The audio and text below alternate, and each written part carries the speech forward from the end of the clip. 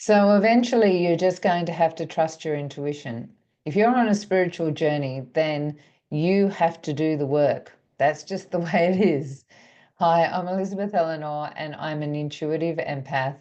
I have been working as an energy healer for 27 years, and someone encouraged me, actually challenged me to do 365 days on YouTube and just to record my thoughts, my beliefs, my stories, because I've had some crazy experiences through that 27-year journey.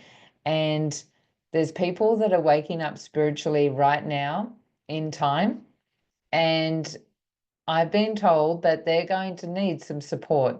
So here I am, and I'm supporting. And I just want to share that you can learn lots of stuff, you can read the books, you can do all of the things, but eventually you have to sit with yourself and connecting with your own inner being and do the work from there. And it really starts with just trust and certainty. So I want to share one of my stories from way back of how that actually started. Uh, this is my day 10, I think. This is day 10.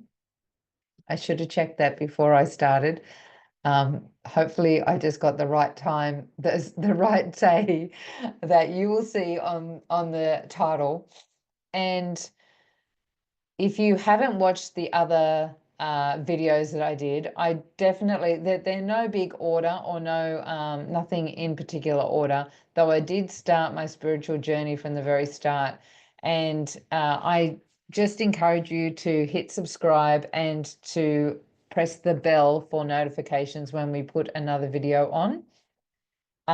It will support you to go through this process, because not only am I sharing my story, but I'm not anyone unordinary. Well, that's not true right now, but we all have the ability to have the experiences that I've had, from 3 shooting stars to meeting the love of my life on the beach in a very fairy tale, amazing romantic experience. My maiden name, Payne, Payne, and his last name is Makepeace. It was our anniversary, our 3rd year anniversary yesterday. So go and watch that video.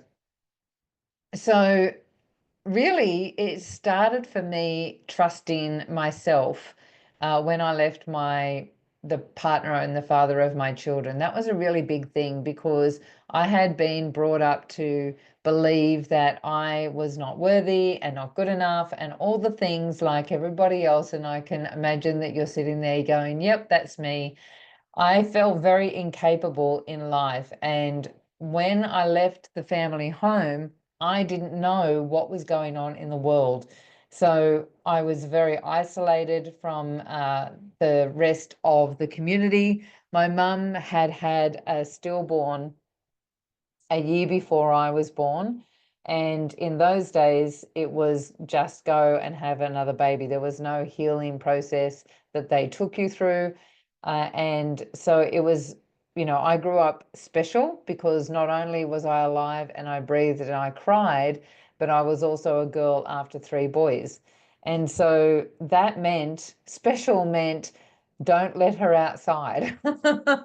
Which wasn't actually really the case, but it was sort of, like mum didn't really let me interact with many people. She was also a hermit, and she had a very sensitive energy field to herself as well. And I do think that life was a bit challenging when she was growing up, because she had traveled and moved around. Her parents were a bit gypsy-like. And so up until just recently, I could go back to the family home. We've just recently had to sell the family home for her to go into a nursing home. But up until then, we could go back to the same house that I was brought home in when I was a baby. And she was very adamant that life was going to be isolated in that house. Unfortunately for her, and she was very upset that I had the gypsy blood in me as well, and we traveled a lot when I had kids and moving around with my partner and all the things. But I had to really stand up for myself and step into the place of saying no. I wanted more than what was being offered in life at that time. And that was a big, scary, big, scary dream for me to step into and to actually take action on. So when it comes to listening to your intuition and being guided, no one can do it for you. No one can do it for you. You can listen to my story, you can read books. We could do some recoding, which is the process that I actually do to clear all of the beliefs that are getting in the way from you actually listening. So that monkey mind that sort of wants to be in front of your intuition and wants to be a lot louder than your intuition, we can clear all of those things from past lives, generations of people not listening to themselves in your bloodline, all the conditioning from your childhood, multi-dimensional aspects of you that might be in other realms that are actually doing it right now and not listening either. All of those things, we can clear those things out of the way, but ultimately, it's you that needs to take that moment of saying, yes, I'm going to listen to myself first. And I remember one of the moments that happened for me, and it was a pretty big moment. So I'd separated from the father of my kids. I'd moved up to far north Queensland. I'd had this experience with this psychic. All of a sudden, I had things touching me and weird things going on. And a whole year of that, maybe even a couple of years. And I moved into a new house, and we had this guy hanging around for a while that had, he was actually an illegal immigrant. Um, he wasn't supposed to be in Australia, and so he couldn't make money. And he was hanging around and emotionally supporting me. I enjoyed having him around because I didn't have any emotional support. And anyone that's been in a single mum environment knows that it's bloody tough to raise children. And I was young. I was 23 when I had my first child. And so I was growing up with them, right? Which is hard as well. Anyway, this one day he had, that's right. So going back a little bit, my mum was giving me money every so often and putting it in an envelope and sending it through the mail, which was illegal, right? You're not allowed to send money through the mail, even back then. But she would do it, and sometimes I'd get it, and sometimes I wouldn't. And it happened a couple of times where I didn't receive this money, and I would ask this guy, have you seen, was there any letters in the letterbox? Mum said she was going to send some money and blah, blah, blah. No, no, no. And we had some people across the road in, that were pretty wild, a whole row of pretty wild people. And so he would say, maybe someone's taken it, from across the road. And I'd say, oh, yeah, okay. And I have this little inkling, but never really did anything about it. So then we move into another house. And I was a remedial massage therapist, and a friend of mine and I decided we were going to be the first infant massage instructors in Cairns.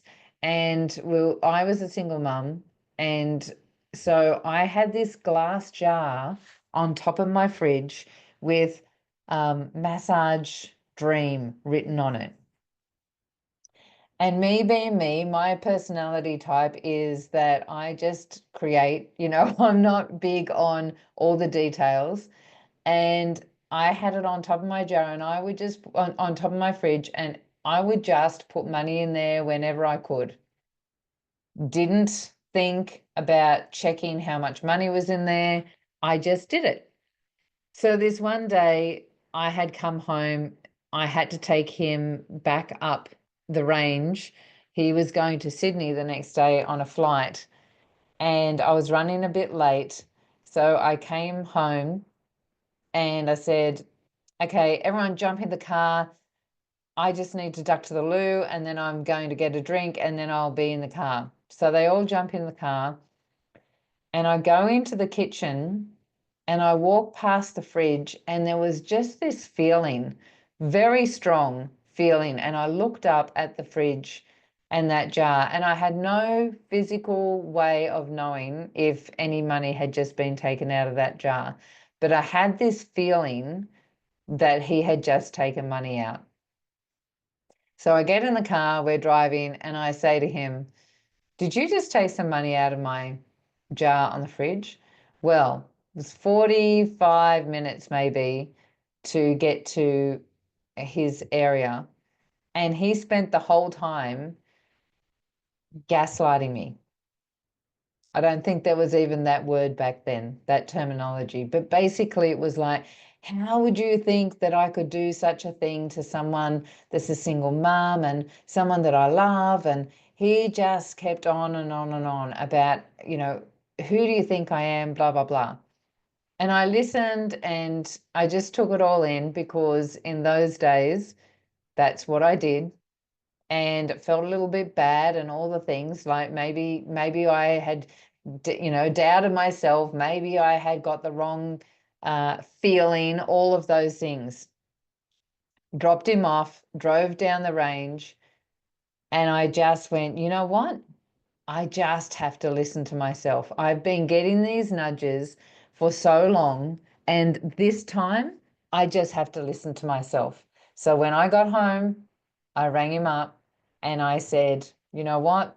And I told him, and I said, I just got to listen to myself. Again, he went off, and I said, I'm sorry, but I have to listen to myself this time, and I don't want you in my life anymore.